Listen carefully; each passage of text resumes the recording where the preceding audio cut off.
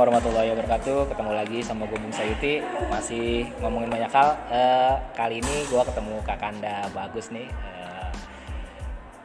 Mantan apa masih mantan duta anti narkotika ya, atau ya, anti narkoba? Anti narkoba 2015. Kelamaan sebenarnya. Tuaan kita. Bisa kenalin dulu nggak Kakanda? Ya, apa nih, siang apa sore nih? Ya boleh apa aja. Siang semuanya. Ketemu lagi dengan saya Bagus Sambal Rizal. Kebetulan kita akan banyak bahas soal narkoba di kalangan milenial, mungkin gitu ya, saya itu ya. Dan mungkin saya perkenalkan, saya duta pemuda anti narkoba di tahun 2015. Nah, sebenarnya sekarang udah ada banyak generasi barunya nih. Mungkin nanti pasca ini bisa ngobrol-ngobrol juga generasi-generasi. Sampai kapan itu terakhir? 2015 sampai 2015 sebenarnya kan waktu itu ada peralihan dinas dari Kesbang, dari Dispora ke BNN. Jadi pemilihan terbaru tuh ini 2019, sampai 4 tahun kata kita. panjang juga ya. Panjangnya nggak ada yang bisa ngajarin. Apa sih tugasnya duta narkoba itu? Tugasnya sebenarnya kalau di narkoba sebenarnya ada pencegahan, pemberantasan, penindakan. Kalau duta ambil peran di dalam pencegahan aja, karena penindakan dan pemberantasan bukan ranahnya duta, tapi kita ambil perannya itu di pencegahan. Pencegahan itu ada banyak juga, kayak kita sosialisasi, kita bikin event, kita kasih edukasi soal masyarakat, gimana kalau menghadapi teman, menghadapi rekan, menghadapi masyarakat yang kira-kira zonanya jodoh ya banyak pengguna, kan suka ada teman kita sendiri yang pakai, kita harus gimana nanggapinya, lebih ke sana caranya. Jadi dan juga sebenarnya pesannya adalah di duta ini kita ditumbuhkan itu lebih ke rasa kepeduliannya, karena kita nggak pakai, tapi kalau kita stop di situ selesai gitu kira-kira. Mungkin teman-temannya akan pakai, tapi di duta ini diminta untuk peduli juga. Ketika kita udah selesai dengan diri kita sendiri untuk nggak pakai narkoba, nah itu tugas duta untuk nyebarin juga ke yang lain. Itu mungkin bedanya duta dengan yang non duta ya. Kita harus ada lebih aware yang tinggi terhadap pencegahan narkoba tadi. Kalau pengalaman yang diambil apa sih? Misalnya gue ngikut nih duta narkotika. Terus pengalaman yang gue dapet tuh apa sih selama masa menjadi duta tuh?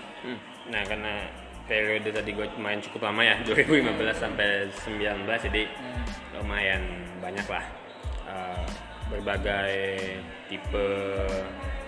Memang kita banyaknya ditugaskan lebih ke seminar, kegiatan penyuluhan gitu-gitu, tapi banyak juga ada satu poin waktu itu yang kita sampai hari ini mungkin ingat, beberapa daerah di Tangerang Barat lah, ketika kita pernah ikut, bukan penindakan ya, lebih ke sidak mungkin. Saya itu banyak tempat-tempat yang apotek yang dodol itulah, sama tuh sima kayak gitu. Ternyata kita ngeliat sendiri, ternyata ya itu adik-adik kita di sana gitu, tempat-tempat justru di apotek, mereka tempat-tempat mereka terjerumusnya justru di tempat kayak gitu kan, bukan di tempat-tempat yang lain. Itu dari apotek itu sendiri yang seharusnya bikin sehat masyarakat. Terus yang kedua mungkin waktu zaman 2017 tuh, waktu itu zamannya KKN UIN di salah satu kecamatan lah, kita nggak bisa sebut kecamatannya. Ada salah satu desa, kepala desanya perempuan waktu itu. Nah, anak-anak itu ada izin untuk bikin campaign soal bahaya narkoba. Kita ada siap-siap mau berangkat, malah udah hampir nyampe waktu itu, tapi suruh ditiadakan acara itu kayak gitu, karena ternyata di sana banyak yang menolak untuk itu, karena dikira kita pihak BNN yang mau ciduk-cidukin gitu kayak. Jadi lebih baik ditiadakan acaranya, kata kepala desa gitu. Jadi ya udah, akhirnya kita cuman campaign di anggota KKN itu sendiri gitu.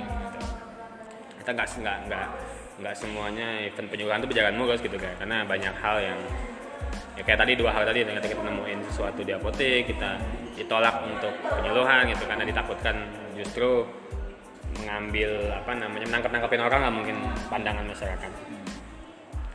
Kalau kisah menariknya apa ya selama ini? Apa sih yang paling berkesan nih selama 2015 sampai 2019?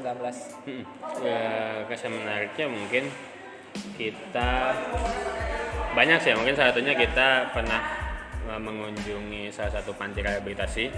Itu di situ kita kebuka mata kita, ternyata pecandu itu nggak kenal usia, teman-teman. Pecandu itu nggak kenal latar belakang, nggak kenal sara gitu. Mereka juga banyak yang terjerumus ke dalamnya mulai dari usia kecil. Kita ada pernah ketemu di pantai itu anak usia SD kelas 6, dia jadi kurir dari SD kelas 3 di salah satu kota di Sumatera Utara. Dia itu direhabilitasi di Tangerang di sini. Dia bilang di zaman kelas 3 SD itu dia udah per hari itu udah bisa pegang uang 500 sampai 1 juta gara-gara nganter-nganter barang haram ini gitu kan. Dan emang dia bilang di sana kayak kacang goreng lah Bang. Lebih ke mudah dapatnya, mudah jualnya gitu kan. Jadi itu wah gila nih. Kita bisa seusia gitu udah ya memang kalau bicara materi ini menggiurkan banget gitu. Tapi ternyata ya nggak boleh. Itu sisi lainnya juga mungkin kita di perspektif masyarakat jadi dianggap sebagai orang yang paham betul soal masalah narkoba. Jadi mau nggak mau, suka nggak suka, kita ditantang untuk terus mengeksplor diri kita soal apa namanya pemahaman soal narkoba. Kayak misalkan teman-teman ada yang pengen rehabilitasi menanya kita dan kita tahu kita bisa ngarahin, itu ada kayak kebahagiaan sendiri gitu. Kita bisa nyembuhin orang mungkin bukan lewat tangan kita, cuman lewat informasi yang kita berikan, alur yang kita kasih tahu, akhirnya mereka mau untuk direhab gitu. Sama mungkin saat yang masih kita ingat juga, kebanyakan kan pecandu ini di tengah masyarakat ini jadi aib gitu kan. Jadi aib yang nggak semua orang tua juga mau membuka tabir ini gitu kan. Nggak mau menyampaikan kalau anak-anak mereka ini pecandu gitu. Dan kita selalu bilang setiap penyuluhan, pecandu ini orang sakit gitu kan. Orang sakit yang harus diobatin lah. Orang sakit yang nggak selayaknya diumpetin, dikecilin di masyarakat gitu kan. Jadi tapi kita nggak bisa salahkan mereka juga karena pemahaman mereka belum dibuka dan tidak disampaikan lebih jauh. Kayak soal IPWL, ternyata ada lembaga IPWL yang harusnya mereka ketika mereka ingin rehab, mereka ingin lapor, itu mereka tidak bisa dipidanakan gitu kan. Justru mereka akan diobati oleh BNN, oleh puskesmas tempat. Jadi di sana sih kita edukasi. Dan itu masih minim masyarakat yang tahu info itu. Kalau apa yang mau dikerjakan BNN nih, ini kan pandemi nih, banyak orang juga yang yang mungkin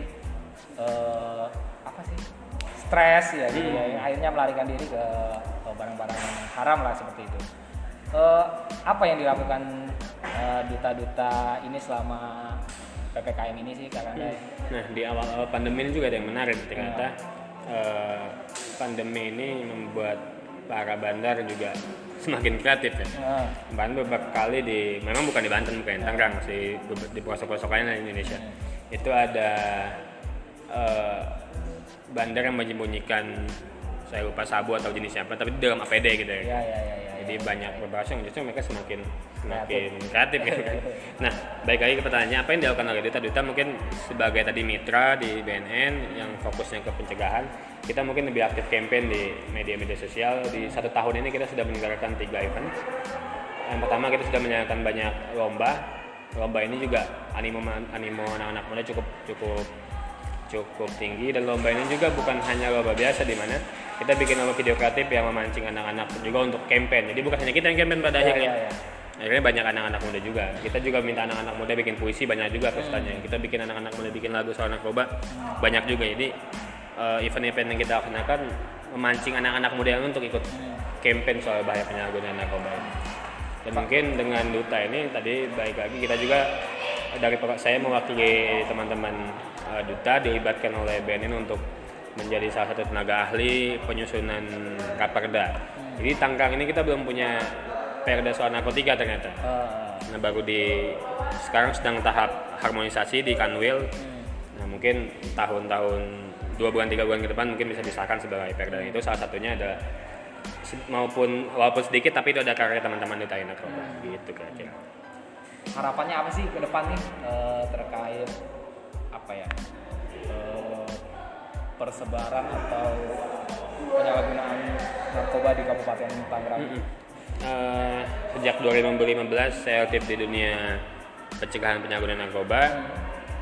Kita ini memang setelah dianalisis beberapa kali hasil kajian kita termasuk ke dalam zona merah gitu. Beberapa kali kan kita tahu bandar yang tertangkap di sini kayak di Rajak terakhir itu yang paling baru. Dan memang kenapa kita bilang zona merah, kita punya semua hal untuk disebut zona merah. Yang pertama kita akses udara, kita punya bandara gitu yang walaupun beberapa kali mungkin secara kasat mata ketat, tapi juga kadang-kadang tidak kita nafikan beberapa kali bisa lolos gitu kan. Kita juga punya akses laut itu dari dari Merak gitu kan, dan mau nggak mau itu pasti lewat Baraja gitu kan pada akhirnya. Dan kita juga punya yang paling mengerikan ini di laut-laut yang nggak ada penjaganya, kayak kalau di Mau mungkin Tanjung Kait, di beberapa itu 2017 kita fokus ke 10 titik pesisir itu untuk edukasi nelayan laut ya, karena beberapa kali pernah ternyata mereka hasil pengakuan mereka dititipkan barang yang tidak boleh dibuka gitu kan, dan bayaran cukup mahal gitu, dan itu ditakutkan walaupun mungkin kita tidak tahu itu narkoba atau bukan, tapi hasil edukasi kita jangan lagi mau terima yang kayak gitu, karena kita takutnya itu ternyata narkoba, karena dia dititipin barang dari tengah laut sudah dibawa ke darat dan itu nggak boleh dibuka, cuman dia suruh dianterin ke orang ini gitu. Itu jadi hal yang itu pernah di 2017 dari sama pihak BNN provinsi Pak Sugino waktu itu dari BNN provinsi, kita edukasi 10 titik pesisir dari Pulau Cangkir sampai ke yang di Papua gitu, Kawasaban ya kalau nggak salah, sampai ke Kawasaban itu ada 10 titik sana untuk edukasi nelayan bahwa itu ada kemungkinan penyebaran narkoba itu via laut-laut yang nggak ada pengawal ya, karena kan kalau di Merak dan sebagainya agak ketat, tapi yang gitu-gitu juga ada potensi ternyata. Terakhir katanya closing statementnya apa nih buat duta anti narkoba di Kabupaten Tangerang ke depannya itu, dan harapannya apa gitu, mau seperti apa? Yang selalu disampaikan setiap ke anak-anak, jadi ada cerita Bang. Jadi 2000 sekian kita pernah ikut 14-an ya kalau saya sebelum jadi duta waktu itu, masih aktif di dunia pemuda. Kita pernah ikut salah satu event besar, event nasional kenarkobaan waktu itu, hampir se-Indonesia. Ada satu ibu-ibu yang dia cerita kisah dia lah kira-kira. Jadi dia di kampungnya di salah satu kota di Jawa Timur. Dia cerita bahwa dia setiap ke pasar itu sering lihat di pos ronda lah mungkin kalau di Tangerang ini ya istilahnya, saya lupa dulu dia nyebutnya apa.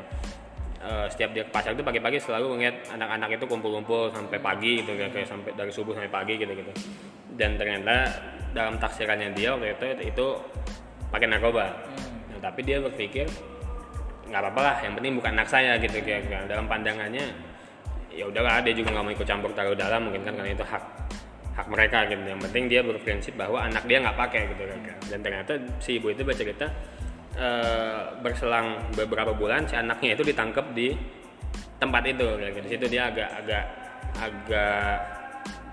agak meningkatkan semangatnya untuk akhirnya mau terjun ke dunia pencegahan narkoba ini untuk menjadi aktif.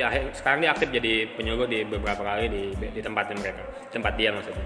Jadi dia selalu bilang andaikan waktu itu anak-anak muda itu dia laporkan, diomelin, dia ke RT lah minimal waktu itu dia bilangnya. Mungkin anaknya dia nggak akan sampai masuk dan nggak akan diciduk di situ kira-kira.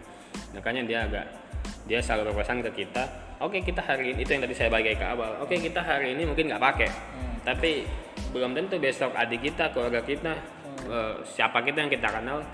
Kalau kita yang nggak aware, kita yang nggak peduli, mungkin mereka korban-korban selanjutnya gitu kan. Nah itu akhirnya mereka saya titip juga akhirnya closing statementnya adalah kalau kita hari ini udah selesai dengan diri kita sendiri nggak pakai narkoba, saya harapkan juga ada tingkat kepedulian, karena ada 8 sih kalau yang kita bilang 8 hal yang dari sisi manapun ini akan jadi kerugian untuk kita sendiri. Dari sisi medis jelas kesehatan, dari sisi ekonomis ya buang-buang juga kan, dari sisi hukum, dari sisi yuridis, dan dari sisi yuridis juga jelas ada hukumannya dengan orang yang pakai narkoba.